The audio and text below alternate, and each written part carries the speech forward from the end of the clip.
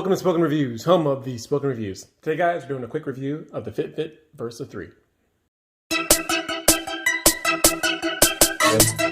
Alright guys, starting off, we're going to look at the watch. This is the small band that it comes with.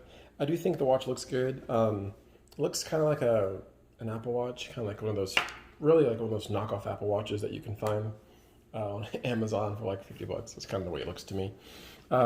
Screen, it's great. It's a good size screen. Not as big as iWatch, but it's a good size screen. I think it's like 1.8 inches diagonal. Here's the extra band that it comes with. You can see the difference in length. You get about an extra inch.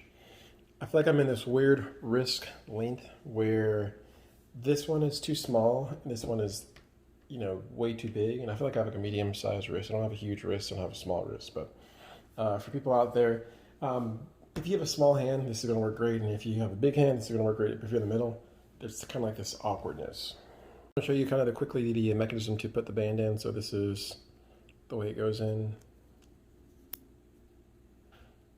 Got that little snap that goes in. And then this is the big, longer band. So I'll kind of show you when I say that it's awkward. So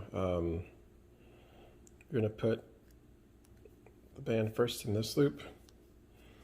And you can see, since the small one didn't work, but with this one I have like, 3 or 4 different loops left. So if I put this one in here, it's the fact that when I tuck it, there's just a lot to tuck. So you can see this isn't the most comfortable thing, having all the extra amount tucked in. So I do wish there was a band kind of in between, but they're making it for the masses, for everyone. So it is what it is. In the box, you're going to get this charger cable. This is a brand new one for the Fitbit Versa 3, so you give an old Fitbit Versa 2. Different charger. Pretty strong magnets. You can see this attaches, and it's pretty strong magnets. You do not get a wall mount for it. You have to have your own. But yeah, overall, charger, I do like the charging mechanism. Charges pretty fast. They say 4 days on battery. And about 2 hours to charge. I think that's pretty much on par with what I've seen in the last 2 weeks. I'll show you guys the different watch faces that you have. So this is the standard one, which is decent. This one, which is okay. Kind of looks, whenever I use this one, it kind of looks blurry to me. This one kind of has the circles like the iWatch has. And then this one. So yeah, you can have up to 5 at a time. These are the ones that are free. But I mean, they're all pretty good. I definitely prefer like the faces on like a Samsung watch or an iWatch more than this, but you can kind of just see those different functionalities. I want to kind of see the interface, so swiping to the right, you'll see it's basically your app drawer. Today, settings, exercise, timer, weather, relax, agenda, wallet, clocks, find my phone, coach, Alexa, Starbucks, Spotify, Pandora, and an app called Deezer. So a good amount of apps whenever you swipe to the right. Swiping down will be notifications. So like calls and texts will come up here. Decent, but not quite, full-on smartwatch. It's good with fitness, but as far as notifications and stuff, that's one of the things that kind of disappointed me big time with that is I think they have room for improvement. I'll say that nicely. Swiping to the left, this is kind of like your quick displace buttons. So you have do not disturb. You have your nighttime mode. You have brightness, so you can go from max, which is what I like on, to normal or dim. I'll put it back to max. Your volume, louder, lower. Always on.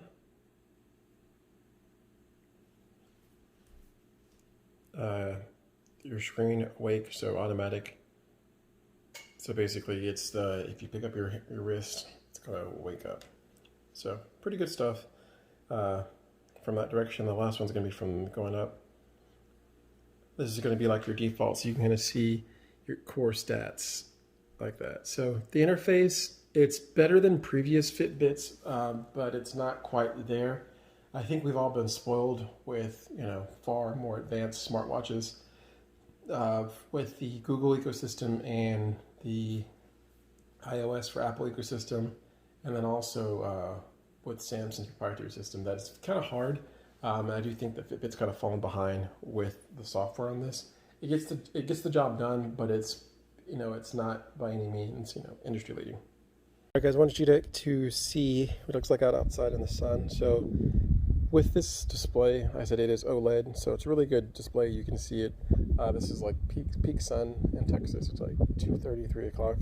And you can see it's very easy to see. So it's beating a lot of the older technologies with just LCDs where you can barely see it in the sun.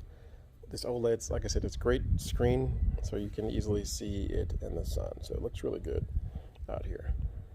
Guys, in conclusion, the Fitbit Versa 3, it's a good watch, but my personal opinion, take this with a grain of salt, I don't like it. It's not for me.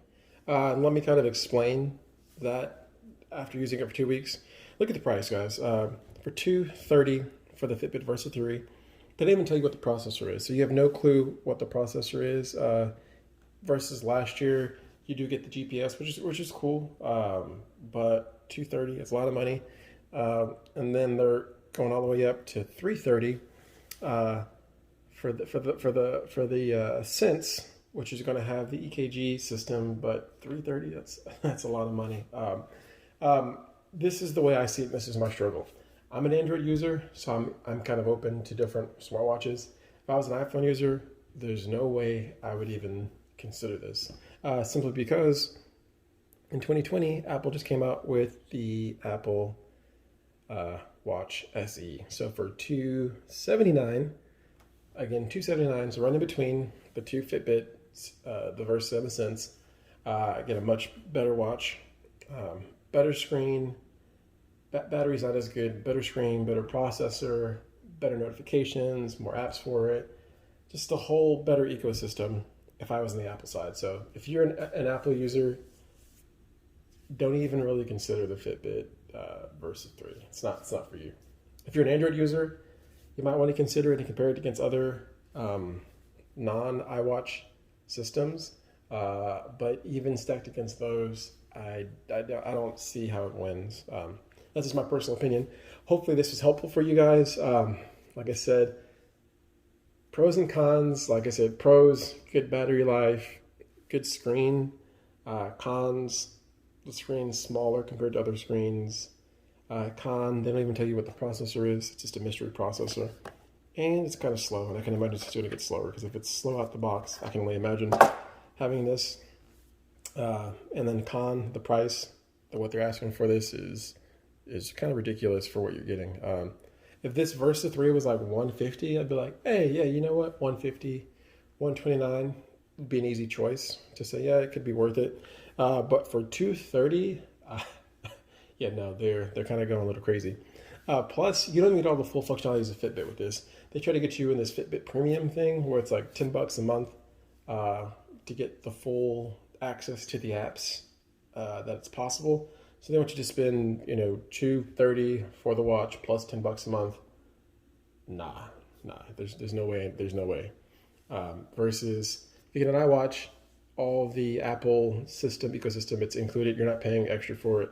If you get a Samsung watch, you're not paying for some, premium Samsung monitoring or anyone else, TicWatch, you're not paying for that. It's really too competitive for this. And this is a great health tracker, but a crummy smartwatch. And then for them to claim smartwatch plus GPS, I don't see it. Anyways, guys, hopefully this was helpful for you. If you like the video, please hit the thumbs up. I try to be honest with you guys. If you have any questions or comments about it, please leave them below. If you want to see more videos like this, go ahead and sub to the channel, guys. Thanks a lot and have a great day.